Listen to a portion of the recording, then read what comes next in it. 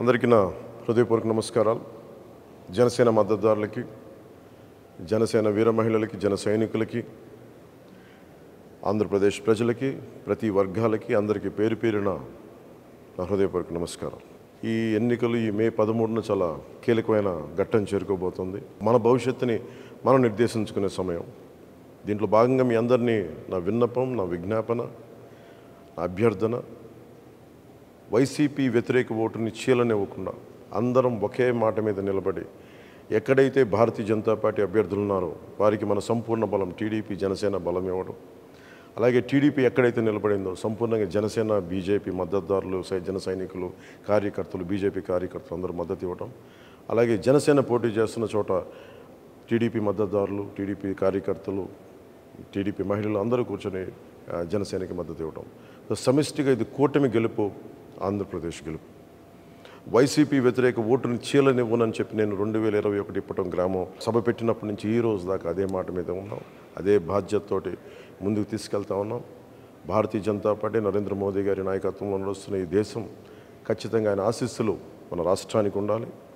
ఆ దిశగానే వారిని చాలా వ్యయ ప్రయాసాలతోటి మనం ఒప్పించి ఈ రోజున మనం ఈ పొత్తులోకి భారతీయ జనతా పార్టీ నాయకులు అంగీకారం తెలిపారు.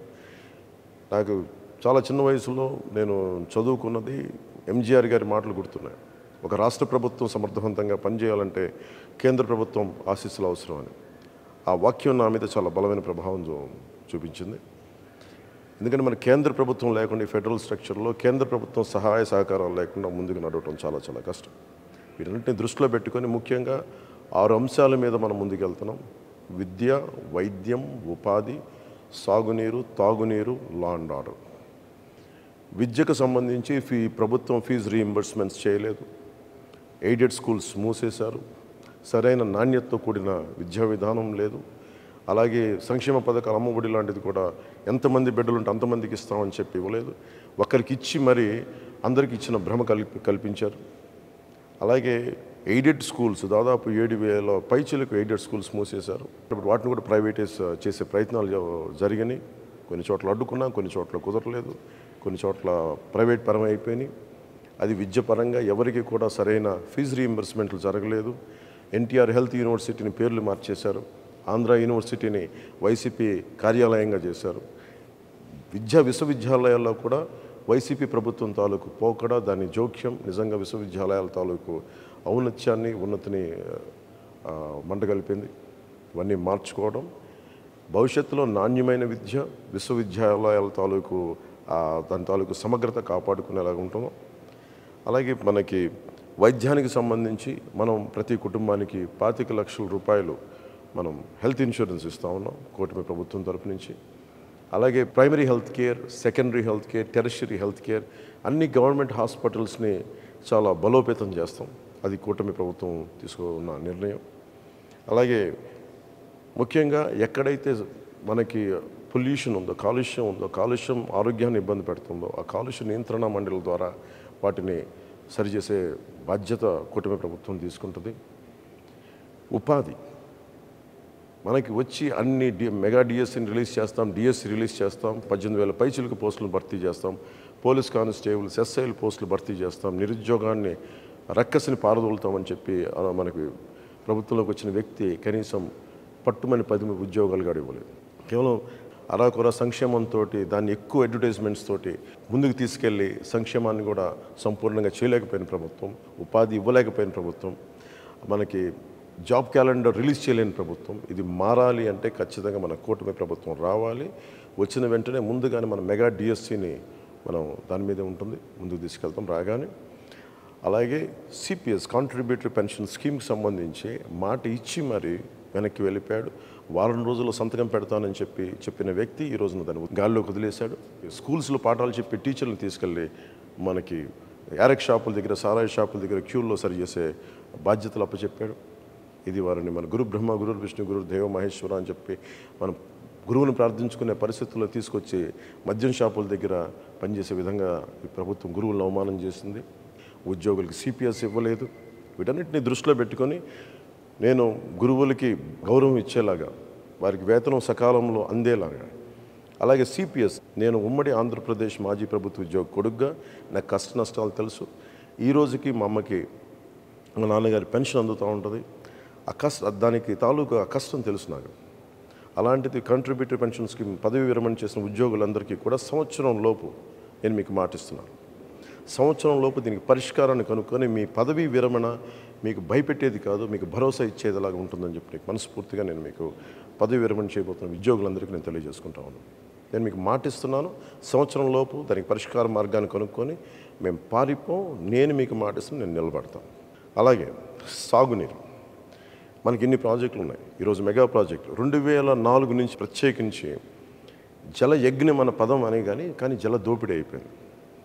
ఎక్కడైతే సాగునీటి ప్రాజెక్టులు ఉన్నాయో ఉన్న ప్రాజెక్టులని సరిగ్గా మెయింటెనెన్స్ చేయకుండా, కాలువలు పొడికలు తీయకుండా, డ్రైనేజీలు సరిగ్గా తీయకుండా, డ్రైనేజీలను అలాగే లాకులు ఇటువంటి కనీసం మినిమం మెయింటెనెన్స్ కూడా చేయకుండా చాలా వేలాది లక్షలాది ఎకరాల ఆయకట్టు సరైన నీటి సౌకర్యం లేక, చివరి ఆనకట్టుకు చివరున్న పొలాలకి సరైన నీటి సౌకర్యం లేక నలిగిపోతున్నారు ప్రజానీకం. గిట్టుబాటు ధర లేదు, మద్దతు ధర లేదు, ధరల స్థిరీకరణ నిధిని సంపూర్ణంగా అది తీసుకెళ్ళలేదు. అందుకని నేను కౌలు రైతులకి సొంత డబ్బుని ఇచ్చిన వాడిని, కౌలు రైతాంగానికి, రైతులకి, అన్నం ముద్ద పెట్టే రైతులందరికీ నేను మీకు మనస్ఫూర్తిగా మాటిస్తున్నా. మీ క్షేమం కోసం, మీ సంక్షేమం కోసం కూటమి ప్రభుత్వం అండగా ఉంటుంది.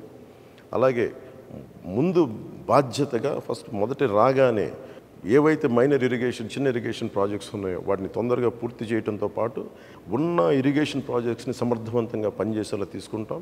ఇరిగేషన్, డ్రైనేజ్ వీటన్నిటిని సరి చేస్తామని మీకు అందరికీ మాటిస్తూ, మీకు రైతు భరోసా కేంద్రాల దగ్గర నుంచి ప్రభుత్వం నుంచి మీకు సరైన మద్దతు రాలేదు.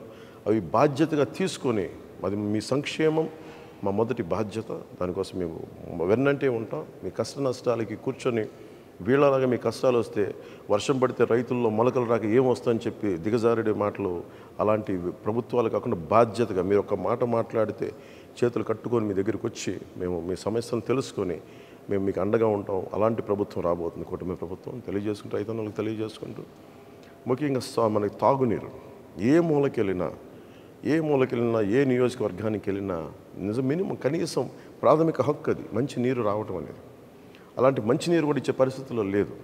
కేంద్ర ప్రభుత్వం జల్ జీవన్ మిషన్ అనే ప్రధానమంత్రి గారి ఆధ్వర్యంలో ప్రధానమంత్రి జల్ జీవన్ మిషన్కి నిధులు వచ్చినా కానీ ఈ ప్రభుత్వం దాన్ని ముందుకు తీసుకెళ్ళలేదు. మేము మీకు మాటిస్తున్నాం, అహిర్నిశలు మేమందరం బాధ్యత మరి తీసుకొని మనకి కనీస రక్షిత మంచినీరు ప్రతి ఇంటింటికి అందేలాగా మేమందరం బాధ్యత తీసుకుంటాం అని మీకు తెలియజేసుకుంటాం ప్రతి ఒక్కరికి. అలాగే మధ్యతరగతి కుటుంబాలకి, మీరు కష్టాలు నలిగిపోతూ ఉన్నారు, ఎక్కువ మీరు కూర్చోబెట్టి అందరూ మీరు నలిగిపోతారు, ట్యాక్సులు కడతారు, మీరు సంక్షేమ పథకాలు ఉండవు. మీకు కనీసం మీకు ఇవ్వగలిగింది భరోసాతో కూడిన ప్రభుత్వం ఇవ్వాలి, లేదంటే మీకు ధరలు తగ్గించే ప్రభుత్వాలు ఉండాలి. అందుకనే కూటమి పెట్టుకుంది ముఖ్యంగా 3 సిలిండర్లు మహిళలకి ఉచితంగా ఇవ్వాలని, బస్సు ప్రయాణం ఉచితంగా ఉండాలని, ఇలాంటి సంక్షేమ పథకాలతో ముందుకు వస్తున్నాం. ముఖ్యంగా నిరుద్యోగులకి ప్రతి నెల మనకి ఉద్యోగం లేనప్పుడు నిరుద్యోగ భృతి, వీటన్ని ముందుకు తీసుకెళ్తాం. ఎన్నోసార్లు జనవాణి కార్యక్రమంలో నేను ఒకటి నిర్ణయించుకున్నాను, చాలా వేదనతోటి, చాలా ఆవేదనతోటి, అందరికంటే వెనకబడిన వాసులు మేము, మమ్మల్ని సమాజం గుర్తించదు, మా కష్టాలను గుర్తించదు అని చెప్పి దివ్యాంగులు నాతో పెట్టుకున్న గోడు నన్ను ఎప్పుడు కదిలించేసేది. దాంట్లో భాగంగానే మనకి తెలుగుదేశం, జనసేన ఉమ్మడి మన మేనిఫెస్టో కమిటీ కూర్చొని ప్రత్యేకించి దీని మీద దృష్టి సారించి ప్రతి దివ్యాంగులకి 6,000 రూపాయలు నెలకి ఇంటికి వచ్చి అందజేసేలాగా, అలాగే ఎక్కడైతే సంపూర్ణంగా దివ్యాంగులు మొత్తం శరీరం అంతా చచ్చుబడిపోయిందో వారికి నెలకి 15,000 రూపాయలు అందజేసేలాగా, అలాగే తలసీమియా లాంటి వ్యాధిగ్రస్తులకి నెలకి 10,000 రూపాయలు వచ్చి అందజేసేలాగా ఈ బాధ్యత కూటమి ప్రభుత్వం తీసుకుంటుంది. ఈరోజు మేము పెట్టుకున్న సంక్షేమ కార్యక్రమాలు అన్నీ కూడా నిరుద్యోగులకు కానీ, రైతాంగానికి కానీ, మీరు మేనిఫెస్టో చూస్తే అన్ని సంక్షేమ కార్యక్రమాలు కూడా మేము చాలా బాధ్యతగా తీసుకొని చేస్తాం. చాలా బలమైన బరువు, చాలా బలమైన బాధ్యత. ఎందుకంటే మనసుంటే మార్గం ఉంటుంది.